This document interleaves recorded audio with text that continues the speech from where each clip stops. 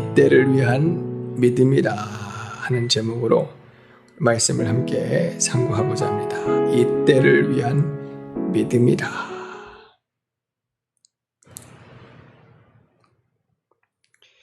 사람들이 물질을 모으고 돈을 벌어서 잘 사용하면 그것은 참 복이 되어지는데, 믿음 또한 우리가 신앙생활을 통해 차곡차곡 쌓고 하늘에 보물을 쌓아둔 후에 써야 할 때에 믿음을 써야 합니다. 믿습니까?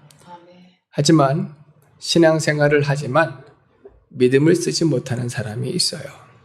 돈을 많이 벌지만, 돈을 많이 가지고 있지만 쓰지 못하는 사람이 있듯이 직분이 있고 사명이 있고 신앙생활을 오래 하였고 믿음이 있다 하지만 실질적으로 믿음을 써야 할 때에 믿음을 쓰지 못하고 믿지 못하는 자, 믿음을 버리고 도망하는 자들이 있을 수 있어요.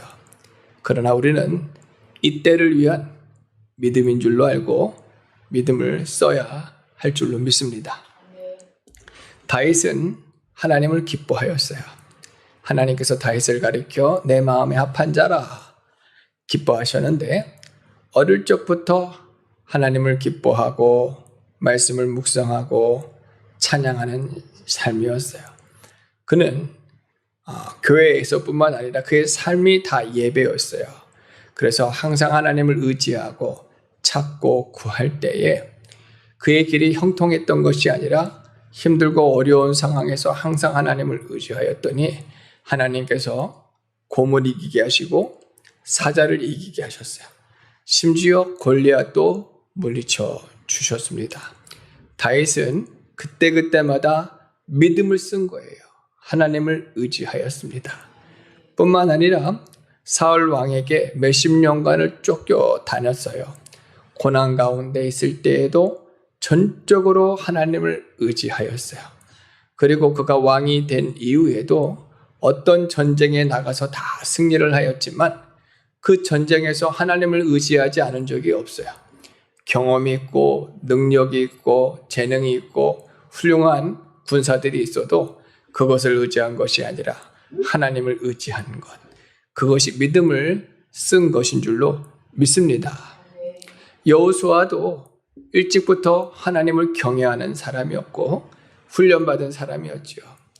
12명의 정탐꾼을 가나안 땅에 보냈을 때에 10명의 사람들은 원망하고 불평하였어요. 하지만 여호수아와 갈렙은 믿음을 썼습니다. 원수의 세력들이 강하지만 저들은 우리의 밥이다. 믿음을 강력하게 의지적으로 썼어요. 그랬더니 사람들이 돌로 쳐 죽이려고 하는 거예요. 그 믿음을 받지를 못하는 것이죠. 결과적으로 40년을 광야 생활을 하는 동안에 여호수아는 더 단단한 자가 되어지고 더 믿음 있는 자가 되었어요. 근데 정작 믿음을 써야 할 때가 온 거예요. 모세가 죽었어요. 이제는 이스라엘 백성들을 이끌고 가나안 땅으로 들어가야 되는데 여리고성이 앞에 있어요. 그의 나이가 80이 넘었습니다. 그의 믿음은 변함이 없었지만 정말 이제는 정말 믿음을 써야 하는 거예요. 이전까지만 해도 자기가 믿음을 쓴다고 썼지만 어쩌면 모세가 있었기 때문에 가능했는지도 모르겠어요. 모세가 죽고 책임감의 어깨가 무겁고 여리고성이 앞에 있을 때에 여호수아는 믿음을 썼습니다. 전적으로 하나님을 의지하는 그 믿음. 말씀 찾아보겠습니다. 여호수아서 7장 9절입니다. 1장 7절로 9절. 여호수아서 1장 7절로 9절 같이 읽겠습니다. 오직 강하고 극히 담대하여 나의 종 모세가 내게 명령한 그 율법을 다 지켜 행하고 우로나 좌로나 치우치지 말라. 그리하면 어디로 가든지 형통하리니 이 율법책을 내 입에서 떠나지 말게 하며 주야로 그것을 묵상하여 그 안에 기록된 대로 다 지켜 행하라. 그리하면 내 길이 평탄하게 될 것이며 내가 형통하리라. 아멘. 9절도 있습니다. 내가 내게 명령한 것이 아니냐? 강하고 담대하라. 두려워하지 말며 놀라지 말라. 내가 어디로 가든지 내 하나님 여호와가 너와 함께 하느니라 하시니라. 아멘. 여호수아는 전적으로 하나님을 의뢰하며 신뢰하며 믿음으로 나갈 때에 여리고성이 무너졌습니다. 하나님께서 그와 함께 해주신 줄로 믿습니다. 이처럼 우리가 믿음을 써야 할 때가 옵니다. 믿음을 써야 할 때 반드시 믿음을 써서 하나님의 영광을 나타내야 될 줄로 믿습니다. 오늘 말씀에 에스더 말씀이 나와요. 에스더 말씀은 참으로 재미있고 또 신기한 말씀이 기록이 되어 있습니다. 당시에 이 바벨론이 무너지고 페르시아가 아주 강하게 성장하고 있습니다. 바산과 페르시아는 정말 세상이 감당하지 못할 어마어마한 강국으로 성장하고 있었습니다. 그 어떤 나라도 이 나라를 대적할 만한 나라가 하나도 없었습니다. 근데 그 나라 왕비가 왕에게 잘못하여서 하루아침에 폐위가 되어졌고 왕이 전국으로 이제 왕비를 공모하는 거예요. 합당한 사람을 찾는 거죠. 하나님께서 놀랍게 에스더를 왕비로 세워주십니다. 정말 하나님의 놀라우신 역사예요. 유다 땅에서 바벨론으로 포로되어 잡혀오고 이방인으로, 이 외지인으로 이곳에서 서럽게 힘들게 살아가던 에스더가 하루아침에 신분이 바뀌어지고 왕비가 되어지니 어쩌면 정말 이제 평탄한 길만 주어질 것 같았어요. 그런데 삼촌 모르드게를 통해서 아주 위험한 소식이 들려졌는데 하만이라고 하는 악한 자가 나라에서 아주 영향력 있는 그런 위치에 있었어요. 아주 영향력 있는 위치에 있었는데 이가 악한 마음으로 모든 유대인을 죽이고자 하는 거예요. 나라에 어떤 자가 세워졌는데 그가 가진 권력을 통해서 자기가 하고 싶은 대로 하게 되어지면 옳지가 않습니다. 바르게 행해야지. 자기가 가진 권력으로 남의 생명을 함부로 해야 하는 일은 남의 재산을 빼앗거나 기업을 빼앗거나 심지어 아내를 빼앗거나 또 생명을 빼앗는 일은 심판받을 일입니다. 헤롯 왕과 같은 경우에도 자기가 가진 권력으로 남의 아내를 빼앗았어요. 심판받을 잘못된 일인데 이 하만이란 자는 모르드게를 미워하고 미워하는 마음 때문에 전체 유대인을 다 죽일 생각을 가진 거예요. 독일에 히틀러가 세워지고 그가 사람들을 선동시킨 거예요. 그가 가지고 있는 악한 감정을 사람들에게 선동시켜서 모든 유대인들의 재물을 빼앗고 물건을 빼앗고 권력을 모든 주권을 다 빼앗고 다 죽이게 만든 그 죄에 사람들이 선동을 당하여서 결국 유대인을 죽이는 악한 죄들을 저질렀는데 이 하만이라는 자가 그런 악한 죄를 계획하고 있었던 것입니다. 그런데 이 일을 모르드게가 에스더 왕비에게 알립니다. 에스더가 왕비가 되었으니 힘을 내어서 정말 믿음을 써야 할 때 지금 그 위치에서 할 수 있는 것을 찾아서 하라는 말씀이지요. 그래서 10절로 11절 말씀 같이 한번 읽어보도록 하겠습니다. 10절로 11절 오늘 말씀입니다.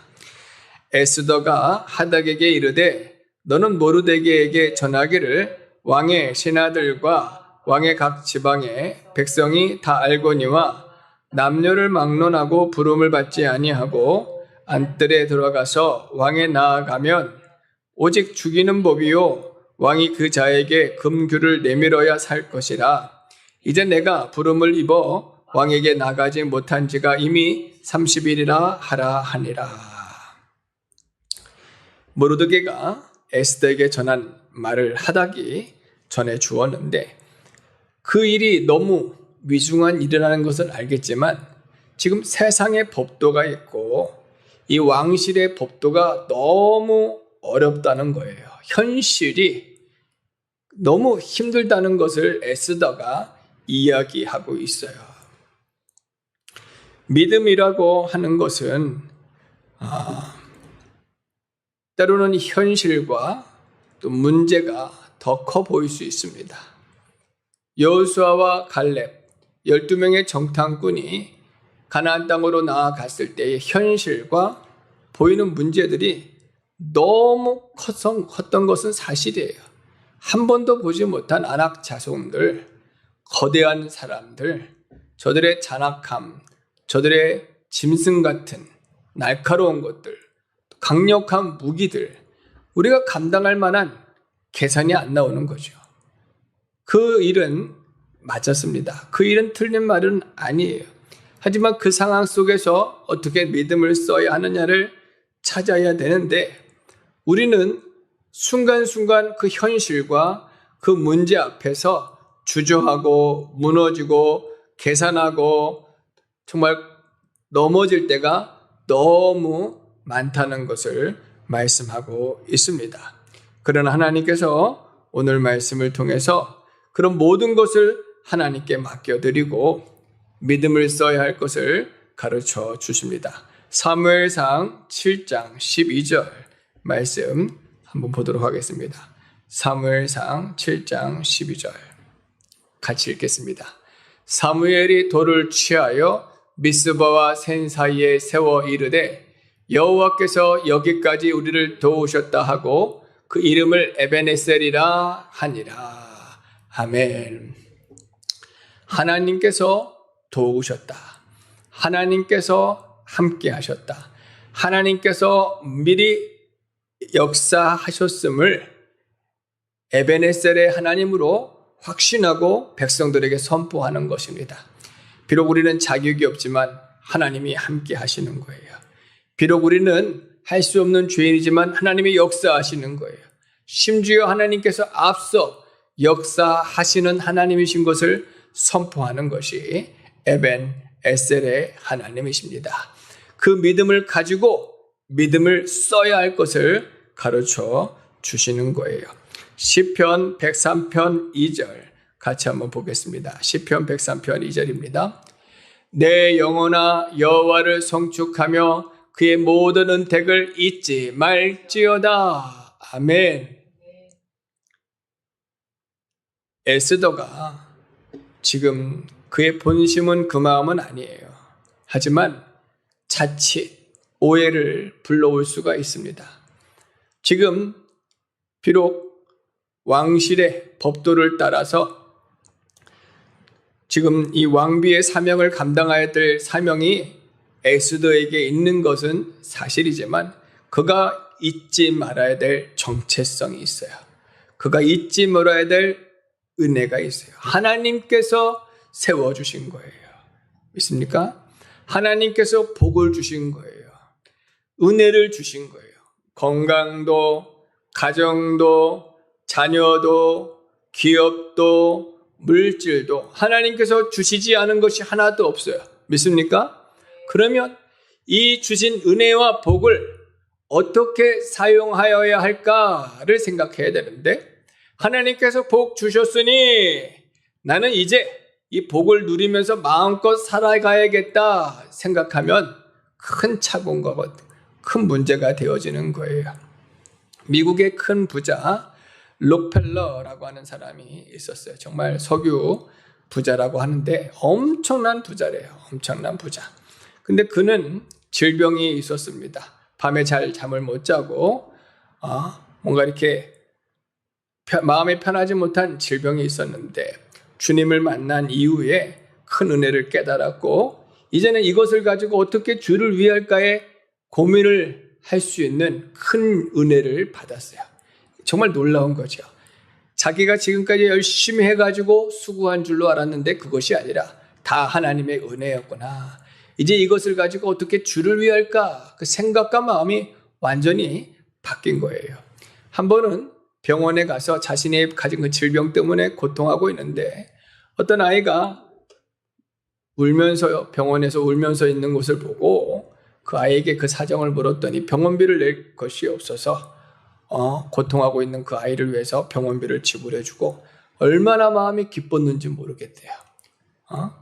그것을 깨닫고 하나님께 이제 베풀어주는 삶, 나눠주는 삶, 헌신하는, 희생하는 삶을 막 지금까지는 모으려고 하는 삶만 살았다면 이제는 베풀어주는 삶의 기쁨과 즐거움을 주님 안에서 회복한 거예요. 놀라운 은혜입니다. 오늘 하나님의 그 은혜를 잊어버리면 안 되는 거예요. 빼앗길 것 같죠? 위험할 것 같죠? 그렇지 않습니다. 그래도 믿음을 써야 할 것을 가르쳐 주시는 줄로 믿습니다. 고린도후서 6장 2절 같이 한번 보도록 하겠습니다. 고린도후서 6장 2절입니다. 이르시되 내가 은혜 베풀 때에 너에게 듣고 구원의 날에 너를 도왔다 하셨으니 보라 지금은 은혜 받을 만한 때요 보라 지금은 구원의 날이로다. 아멘. 우리가 은혜 받은 것 전적인 하나님의 은혜입니다. 정말 놀라운 은혜예요. 이 조선 땅에 복음이 들어오고 이 가난한 나라에 예수의 복음으로 말미암아 생명의 역사가 일어나고 교회가 세워지고 오늘날 우리가 이렇게 마음껏 예수 믿어 구원받은 것을 절대로 적은 것으로 여기지 말아야 됩니다. 그리고 경제적 엄청난 성장을 이루었는데 욕심이 되어져서 우리끼리 잘 먹고 잘 살자 하면은 어리석은 자가 되어지는 거예요. 어떻게 하면 주를 위할까? 복음을 위할까? 사명을 위할까? 하나님의 나라를 위할까? 그런데요, 착각하지 말아야 될 것들이 있어요.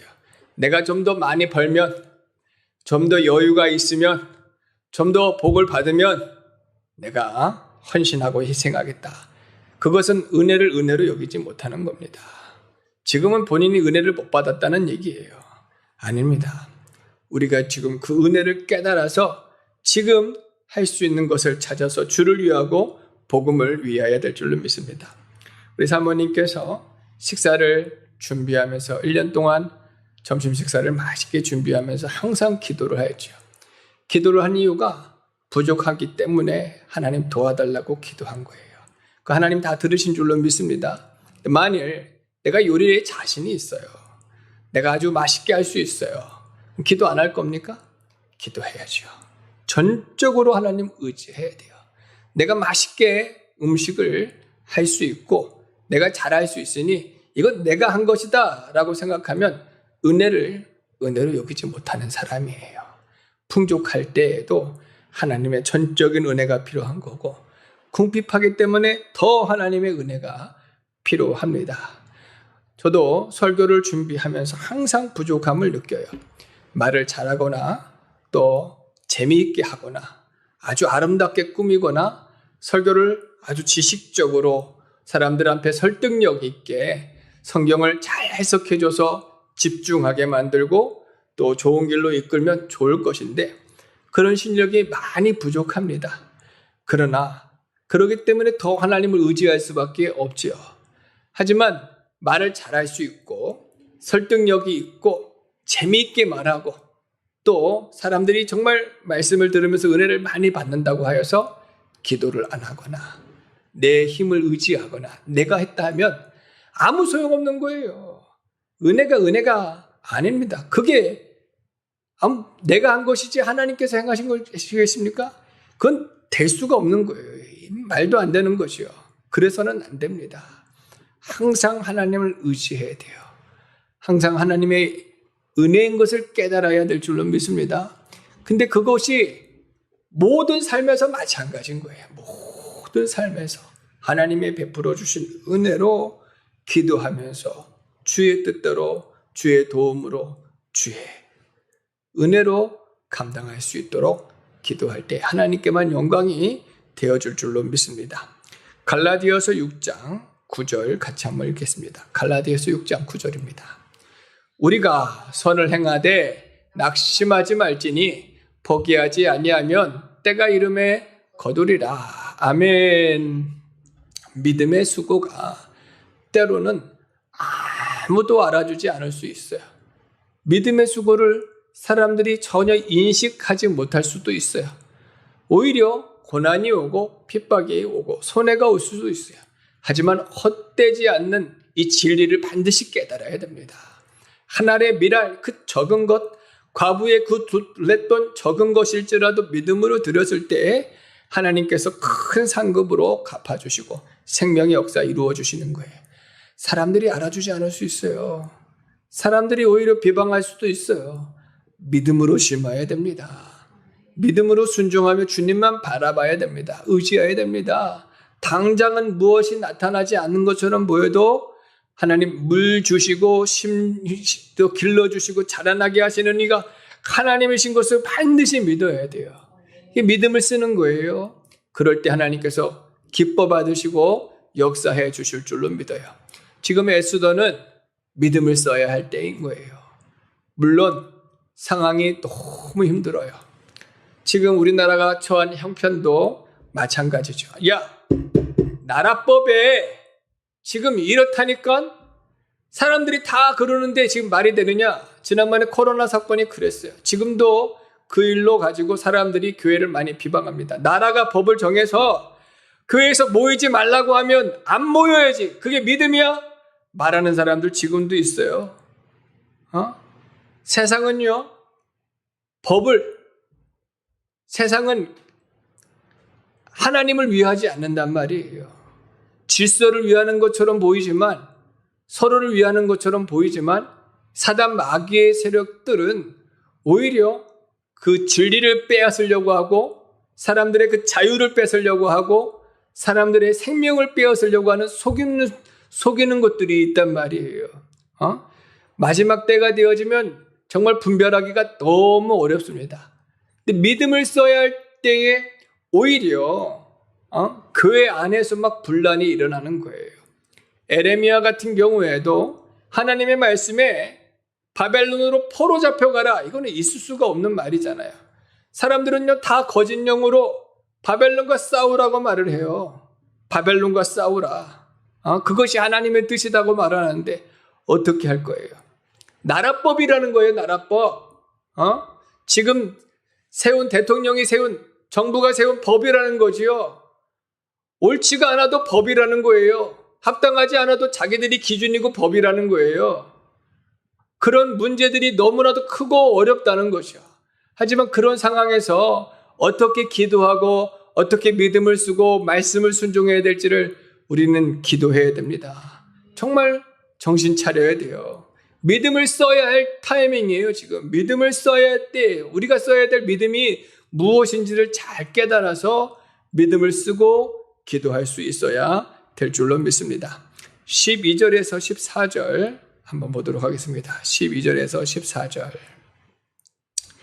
그가 에스더의 말을 모르드게에게 전하매 모르드게가 그를 시켜 에스더에게 회답하되 너는 왕궁에 있으니 모든 유다인 중에 홀로 목숨을 건지리라 생각하지 말라. 이때 내가 만일 잠잠하여 말이 없으면 유다인은 다른 데로 말미암아 노임과 구원을 얻으려니와 너와 내 집은 내 아버지 집은 멸망하리라. 내가 왕후의 자리를 얻은 것이 이때를 위함이 아닌지 누가 알겠느냐 하니. 아멘. 어찌 보면 모르드게가 에스더의 삼촌이에요. 모르드게가 지금 에스더에게 화가 나서 감정적으로 저주하는 것처럼 보이지만 절대로 그렇지 않습니다. 믿음을 쓸 수 있는 영혼을 깨우는 거예요. 지금 에스더가 믿음을 써야 할 때인데 지금 주저하는 거죠. 환경, 세상의 법도, 왕실의 법도, 이 문제들 앞에 그게 작은 것은 아니에요. 근데 거기에 지금 매여 있는 거예요. 근데 만약에 여기서 믿음을 쓰지 못하면 하나님께서 이스라엘 백성들은 다른 방법으로 구원하시겠지만 너는 믿음을 쓰지 못한 결과로 결국은 망할 것이다. 이스라엘 백성들이 가나안 땅 앞에서 그 안악 족속으로 인해서 넘어진 거잖아요. 믿음을 쓰지 못하고 넘어진 거잖아요. 말씀을 준비하면서 예전에 이지선이라고 하는 분의 간증을 또 생각하게 됐습니다. 지금은 훌륭한 교수님이 되셔서 믿음으로 잘 세워 가시는데 그분이 예쁜 얼굴에 정말 청춘, 가장 20살, 가장 예쁜 나이에 이화여대 교육학과를 다니신 걸로 알고 있어요. 근데 성가대 연습, 성탄절 성가대 연습을 끝나고 돌아오는 길에 교통사고를 당했는데 음주운전 차량하고 교통사고를 당했어요. 음주운전이 그렇게 나쁜 거예요. 근데 차가 불이 붙어가지고 정말 크게 불타는데 오빠는 운전하고 오다가 빨리 빠져나왔는데 동생이 뒷자리에서 빠져나오지를 못하고 온몸에 엄청난 화상을 입었습니다. 얼굴을 알아볼 수가 없어요. 어떻게 표현할 수 없을 정도의 큰 시험이었어요. 살아갈 소망도 없었죠. 희망도 없었어요. 그때 하나님께 기도하면서 주신 말씀이 이 말씀. 이때를 위한 믿음이다. 이때를 위한 믿음이다. 주님을 사랑한다고 하고 예배한다고 하고 찬양한다고 하고 기뻐하였어요. 근데 주어진 환경이 그전에는 너무 좋았죠. 얼굴은 사람들에게 너무 착하고 예쁘고 공부 잘하고 전망이 너무 밝고 정말 신앙도 좋고 막 앞길이 창창할 것만 같았는데 모든 것을 다 잃어버린 것 같아요. 살 소망이 없어요. 그러면 이전에는 모든 것이 갖추어졌기 때문에 내가 신앙생활을 하였고 지금은 모든 것을 잃어버렸기 때문에 신앙생활을 할 수가 없느냐를 물어보시는 거예요. 이때를 위한 믿음이 아니겠느냐.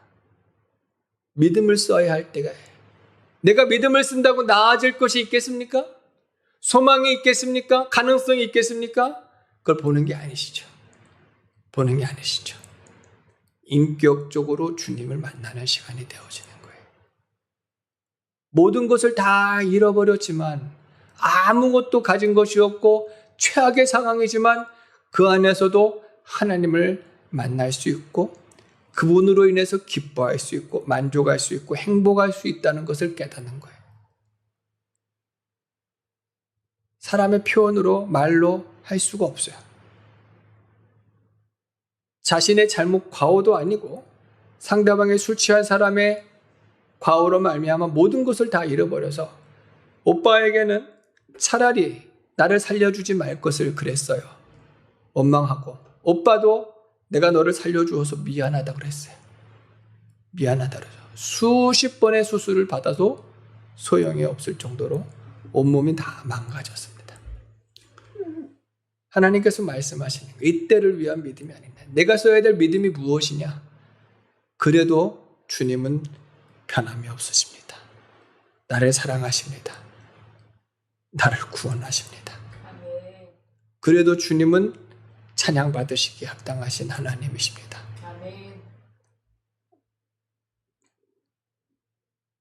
우리에게 주어진 삶 가운데에서 어떤 일들이 우리에게 주어질지 몰라요. 내가 믿음으로 산다고 했는데 결과가 이렇습니까? 지금 이런 문제가 나에게 있어야 되겠습니까? 하고 대드는 사람, 원망하는 사람들이 많이 있을 수 있어요. 하지만 주님께서 말씀하시는 거예요. 이때를 위한 믿음이 아니겠느냐. 지금 우리가 써야 될 믿음이 아니겠느냐. 하지만 주어진 환경이 지금 왕실의 법도가 너무나도 크고 무겁고 너무나도 감당하지 못할 일입니다. 그럴 때에 모르드게가 그를 깨우는 거예요. 만약에 너가 믿음을 쓰지 않으면 하나님께서는 유대인을 다른 방법으로 구원하시겠지만 너는 망하게 되어질 것이다. 믿음을 써야 될 때 믿음을 쓰지 못하면 넘어지는 자가 되어지고 망하는 자가 될 수밖에 없는 거예요. 참 실력이 나타나는 거죠. 다니엘서 3장 17절과 18절 같이 한번 읽겠습니다. 다니엘서 3장 17절과 18절입니다. 같이 읽습니다. 왕이여, 우리가 섬기는 하나님이 계시다면 우리를 맹렬히 타는 풀무불 가운데에서 능히 건져내시겠고 왕의 손에서도 건져내시리이다. 그렇게 하지 아니하실지라도 왕이여, 우리가 왕의 신들을 섬기지 아니하고 왕이 세우신 금신상에게 절하지도 아니할 줄을 아옵소서. 바벨론으로서 포로 잡혀서 지금 먼 타국 땅에 왔습니다. 이곳에서 왕실에서 인정을 받고 교육 훈련을 받아 사랑을 받는 사람들이 기회일 수 있잖아요. 편하게 살 수 있는 기회. 포로가 되었지만 그래도 안전하게 살 수 있는 기회가 그들에게 주어졌지만 그런 세상의 안일함을 이들은 조금도 마음에 두지 않았어요. 믿음을 써야 할 때 우리는 믿음을 써야 한다. 말씀을 순종해야 될 때 반드시 말씀을 순종해야 된다. 근데 그 기회가 찾아온 거예요. 왕이 명령하여 어마어마한 금신상을 세워놓고 우상을 만들어 놓고 온 나라로 백성으로 절하게 만든 거죠. 누구에게는 이 시간이 위기예요. 우리가 자칫하다가는 우리가 만들어 놓은 업적을 잃어버릴 수 있고 우리의 안전이 위협받을 수가 있고 우리가 목숨을 빼앗길 수도 있다. 위험으로 아주 위험한 일로 여길 수 있지만 다니엘, 사드락, 메삭, 아벳느고 이 믿음의 사람들은 이때가 기회가 되었어요. 믿음을 쓸 수 있는 기회, 말씀을 순종할 수 있는 기회가 되어진 거예요. 그 시간이 비록 사람들이 알아주지 못하고 오히려 헛된 죽음처럼 보일지라도 그들의 가치와 그들의 존엄은 말씀에게만 있는 거예요. 순종에게만 있는 거예요. 세상의 미련이 1도 있지 않습니다. 바벨론에서의 영광을 그들은 하나도 사모하지 않았어요. 오직 하나님을 기준으로 여겼기 때문에 그렇죠. 때문에 모든 사람들이 위험하다 여기는 그때에 그들은 기회로 여기고 말씀을 순종해서 믿음을 쓴 줄로 믿습니다. 우리가 살아가는 시대가 마지막 때인지라 믿음을 쓸 수 있어야 되는데 많은 사람들이 이 기회와 같은 믿음을 써야 하는 이 시간에 오히려 주저하고 환경 탓, 사람 탓을 할 때가 많이 있습니다. 이런 것을 찾아서 우리 회개하여야 될 줄로 믿습니다. 로마서 8장 28절 같이 한번 보도록 하겠습니다. 로마서 8장 28절. 우리가 알거니와 하나님을 사랑하는 자 곧 그의 뜻대로 부르심을 입은 자들에게는 모든 것이 합력하여 선을 이루느니라. 아멘. 하나님을 사랑하는 자, 그 뜻대로 부르심을 입은 자들에게는 하나님께서 모든 것을 협력하여서 선을 이루어 주시는 아주 놀라우신 하나님이신 것을 믿으시기 바랍니다. 내가 가진 것을 잃을까 두려워하는 순간, 그 순간이 바로 하나님의 타이밍이자 믿음을 써야 할 때인 것을 우리는 꼭 깨달아야 돼요. 내가 가진 것을 모든 것을 잃을까 두려워하는 그 순간이 바로 믿음을 써야 하는 그 시간인데 그때에 하나님께서는 합력하여 선을 이루시고 역사해 주시는 것을 꼭 믿으시기를 바랍니다. 민수기서 18장 20절도 같이 한번 보도록 하겠습니다. 민수기서 18장 20절. 여호와께서 또 아론에게 이르시되 너는 이스라엘 자손의 땅에 기업도 없겠고 그들 중에 아무 분깃도 없을 것이나 내가 이스라엘 자손 중에 내 분깃이요 내 기업이니라. 이 말씀이 오전의 말씀하고 똑같은 말씀이에요. 우리의 가치를 세상에 두고 있으면 믿음을 써야 할 때에 결국은 믿음을 쓸 수가 없어요. 빼앗길까 봐, 잃어버릴까 봐, 화가 내게 임할까 봐 믿음을 쓸 수가 없습니다. 그러나 우리의 가치를 말씀에 두고 하나님께 두는 사람은 위기가 아니라 기회가 되어지는 거예요. 물론 고난이 따르고 어려움이 있고 손해가 있어요. 사람들이 알아주지 않습니다. 성경의 이야기처럼 막 위대한 믿음의 사람들처럼 나오거나 많은 간증 이야기처럼 사람들 앞에 간증할 수 있는 이야기가 되지 못하고 사라질 수 있어요. 하지만 한 알의 미알이 땅에 떨어지면 반드시 열매를 맺듯이 그 믿음의 수고는 헛되지 않습니다. 그 믿음을 써야 하는 것입니다. 그 믿음을 써야 하는 거예요. 누가 믿음을 쓸 수 있느냐? 하나님을 기업으로 삼는 사람, 말씀을 자신의 존엄과 가치로 여기는 사람, 하나님을 자기의 삶의 중심으로 여기는 그 사람은 지금이 믿음을 써야 할 때다 깨닫고 말씀 순종하며 잃어버리더라도 빼앗기더라도 손해보더라도 믿음을 쓸 수 있을 줄로 믿습니다. 시편 73편 26절도 보도록 하겠습니다. 시편 73편 26절 같이 있습니다. 내 육체와 마음은 쇠약하나 하나님은 내 마음의 반석이요 영원한 분깃이시라. 오전에도 이 말씀이 증거되어졌었는데 하나님이 내 마음의 반석입니다.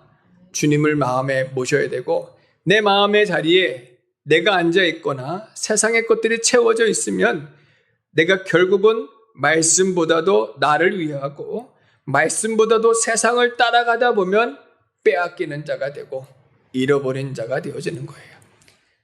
여러분 같았으면 어떻게 하겠습니까? 지금 나라 전 국민이 우리 동족 유대인들이 다 죽게 되었어요. 나라의 법도는 매우 엄중하고 위험합니다. 지금 왕실에 사실 자기만 있는 것이 아니고 다른 왕비들도 있을 수 있고 법도가 있는 건데 함부로 나가면 죽임을 당하는 것이 왕실의 법도예요. 왕을 못 본 지가 벌써 30일이나 지났어요. 계산이 지금 척척척척 나옵니다. 할 수가 없다는 거죠. 할 수가 없다는 거예요. 하지만 에스더가 믿음을 쓰게 되었습니다. 죽으면 죽으리라. 죽으면 죽으리라.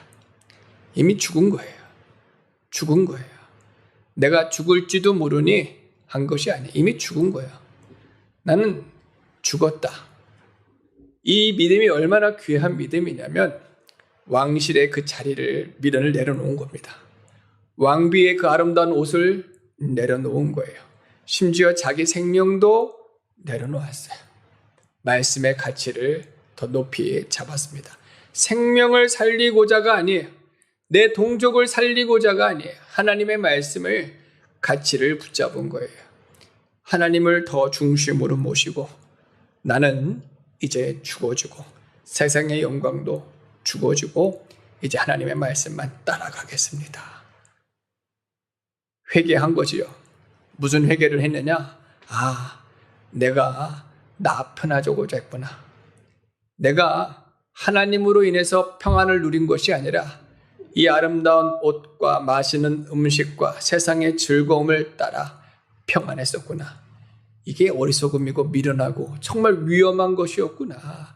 위험한 거예요. 정말 위험한 겁니다. 세상이 주는 평안함, 안일함이 나를 지켜준다고 생각하는 거죠. 절대로 그렇지 않는데 많은 사람들이 여기에 속아 넘어가고 있습니다. 결국은 그 결과가 믿음을 써야 할 때에 그것 빼앗길까 봐 내가 지금까지 이루어놓은 것이 얼만데, 쌓아둔 것이 얼만데, 수고한 것이 얼만데 이것을 잃어버릴까 봐 말씀을 빼앗기는 자들은 팥죽 한 그릇에 장자의 직분을 빼앗는 에서와 같고 은 30에 예수님을 넘겨주는 자와 똑같은 자들이에요. 세상의 가치를, 진리를 깨달지 못하고 세상의 가치를 더 높게 평가하는 자들입니다. 결국은 믿음을 써야 할 때에 믿음을 쓰지 못하고 망하는 자가 되어집니다. 말씀 또 찾아보겠습니다. 고린도전서 3장 12절로 13절 말씀입니다.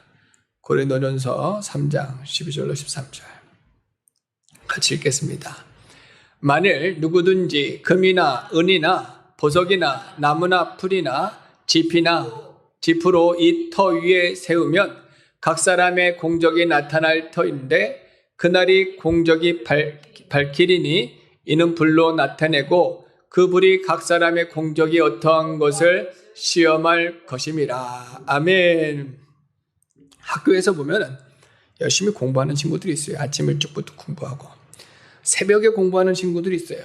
공부가 잘 된다고 공부를 열심히 하는 친구들은 있고 학교 와서 잠자고 밥 먹고 노는 거 좋아하는 친구들이 있어요. 근데 갑자기 선생님이 시험을 본대요. 예고되어지지 않는 시험이에요. 갑자기 시험을 본대요. 시험지를 나눠주게 되어지면 보세요. 공부한 사람들은 이 시간이 원망의 시간이 될까요? 불평의 시간이 될까요? 아니요. 저는 그렇게 생각하지 않아요.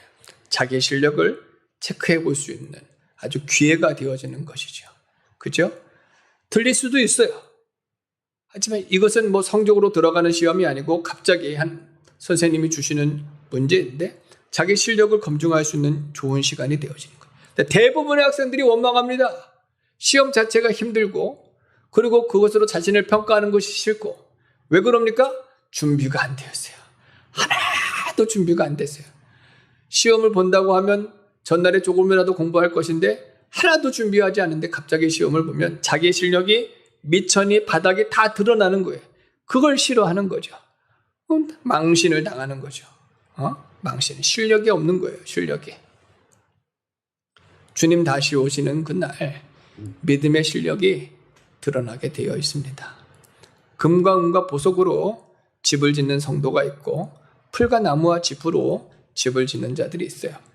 믿음을 써야 할 때 믿음을 쓰고 말씀을 순종하고 자기를 희생하고 말씀을 자신의 가치로 여기고 하나님을 자신의 중심으로 여기고 하늘나라의 보물을 쌓아두고 정말 믿음을 쓰는 성도들이 있는가 하면 풀과 나무와 짚으로 형식주의, 외식주의, 의식주의 겉으로만 사람들 볼 때만 교회 안에서만 형식적으로 신앙생활 하다 보면은 그것도 만들어진 것처럼 보였지만 결국은 공력에 나타날 그때에는 남는 것이 하나도 없다는 거죠.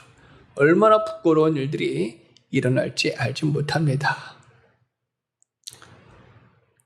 마태복음 25장 6절로 7절 같이 한번 보겠습니다. 마태복음 25장 6절로 7절 같이 읽겠습니다.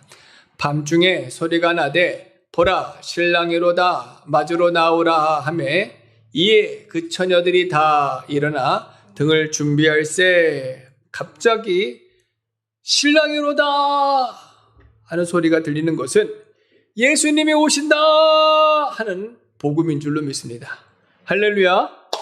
예수님 천군 천사들과 함께 공중에 재림하실 때 모든 사람이 보게 오고 하늘과 땅을 진동하시면서 큰 나팔 소리로 오신 줄로 믿습니다. 이거는 가장 세상에서 복된 소식이에요. 믿습니까? 우리는 이날을 기대하고 고대합니다.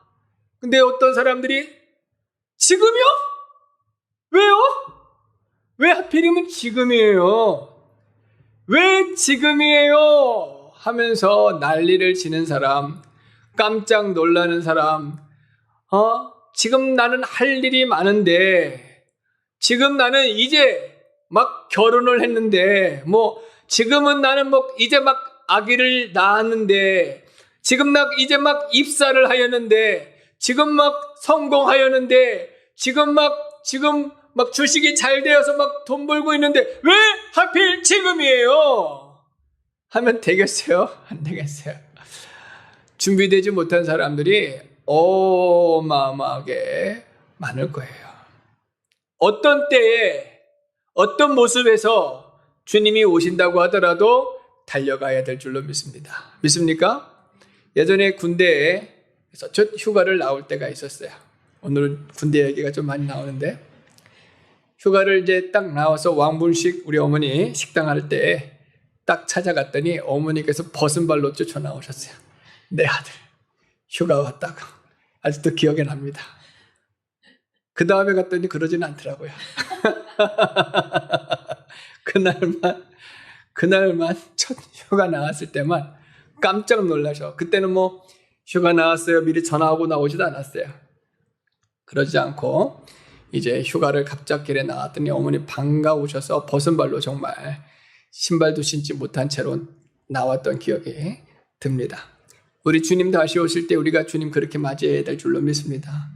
정말 기다리고 고대하고 소망하는 모습으로 나아가야 되는데 우리가 준비되어지지 못하면 왜 지금 오십니까? 왜 하필이면 지금입니까? 하는 모습으로 나아가면 안 되는 거예요. 이거 얼마나 무섭고 악한 죄인지 몰라요. 창세기 19장 26절입니다. 창세기 19장 26절 같이 읽습니다.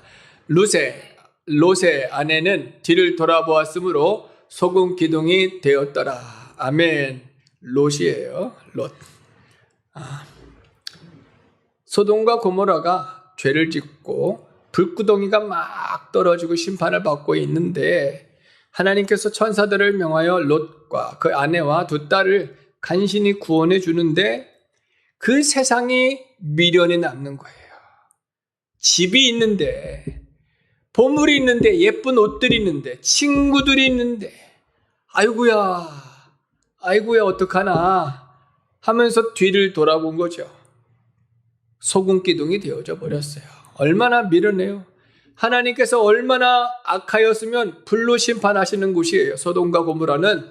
근데 그곳에 미련이 남는 거지요. 세상에 심판받는데 세상에 미련을 두고 있으면 안 되는 거예요. 쓰레기를 막 불태우고 있는데 쓰레기에 미련을 두고 있으면 안 되는 거예요. 오직 하나님만 바라보며 믿음으로 나아가야 될 줄로 믿습니다. 마지막 때에 우리가 써야 될 믿음인 거예요. 우리가 가져야 될 믿음인 거예요. 마태복음 25장 9절로 10절 같이 한번 보겠습니다. 마태복음 25장 9절로 10절입니다. 슬기 있는 자들이 대답하여 이르되 우리와 너희가 쓰기에 다 부족할까 하노니 차라리 파는 자들에게 가서 너희 쓸 것을 사라 하니 그들이 사러 간 사이에 신랑이 오므로 준비하였던 자들은 함께 혼인잔치에 들어가고 문은 닫힌지라. 아멘. 준비한 자들은 혼인잔치에 들어가지만 준비되어지지 못한 자는 문이 닫히고 마는 거예요. 얼마나 무서운 말씀인지 몰라요. 주님 다시 오십니다. 믿음을 써야 될 때에 준비된 자들은 믿음을 쓰지만 준비되어지지 못한 자들은 문이 닫혀버리는 거예요. 은혜의 문이 닫히고 기도의 문이 닫히고 심령의 문이 닫혀버리는 거예요. 살 수가 없어요. 왜? 그들의 마음에 하나님이 계시지 않기 때문에. 그들은 하나님보다도 말씀을, 하나님보다도 세상의 가치를, 자신의 가치를 더 우선시하고 있었기 때문에 믿음을 써야 할 그때 믿음을 쓰지 못하면 결국은 막히고 닫혀버리는 자가 되어지는 것을 말씀해 주십니다. 그러나 오늘 에스더는 죽으면 죽으리라 자기를 내려놓았고 비웠고 말씀의 가치를 더 높이 두어서 말씀으로 나아갔을 때 하나님께서 놀랍게 역사해 주신 줄로 믿습니다. 예레미야서 31장 마지막으로 11절로 12절 같이 한번 보겠습니다. 예레미야서 31장 12절로 12절. 여호와께서 야곱을 구원하시되 그들보다 강한 자의 손에서 속량하셨으니 그들이 와서 시온의 높은 곳에서 찬송하며 여호와의 복 곧 곡식과 새 포도주와 기름과 어린 양의 떼와 소의 떼를 넣고 크게 기뻐하리라. 그 심령은 물된 동산 같겠고 다시는 근심이 없으리로다 할지어다. 아멘. 여호와께서 그 문제보다 그 상황보다 그 일보다 크신 하나님이시니 그 하나님이 구원하여 주십니다. 믿음을 쓰는 그 성도들의 심령은 물된 동산과 같아서 아주 복되고 아름답게 해 주실 줄로 믿습니다. 할렐루야. 주님을 모신 심령, 주님의 말씀을 따라가는 심령, 믿음을 쓰는 심령, 그 심령은 산 심령이 되어지고 아주 복된 심령이 되어져서 주님을 모시고 은혜와 복을 누리게 되어지는 것을 가르쳐 주시는 거예요. 그래서 이 마지막 때에 우리는 믿음을 쓰는 성도들이 되어지기를 바랍니다. 이때를 위한 믿음이라. 비록 주어진 환경이 너무나 크고 무섭고 무겁게 보여질지라도 우리 하나님 더 크신 하나님, 능력의 하나님인데 이때를 위한 믿음인 줄로 믿고 준비하며 믿음 쓰시기를 바랍니다. 주님께서 은혜의 문을 열어주십니다. 심령을 새롭게 하십니다. 구원하시고 역사하십니다. 주님 다시 오시는 날 기쁨으로 주님을 영접하게 되어줄 수 있을 줄로 믿습니다. 지금 살아가는 시대가 마지막 때인 것을 깨닫고 정말 세상이 우리를 위협하는 일들이 많이 있어요. 하지만 지금 우리는 깨어서 기도하고 믿음으로 준비하고 믿음을 쓸 수 있는 저희들이 되어지기를 바랍니다. 맺은 말로 말씀을 마치겠습니다. 맺은 말입니다. 첫째, 믿음을 써야 할 때에 믿음을 쓸 수 있어야 합니다. 둘째, 준비되는 성도가 되어야 합니다. 셋째, 전적으로 주님만 믿고 나아가야 합니다.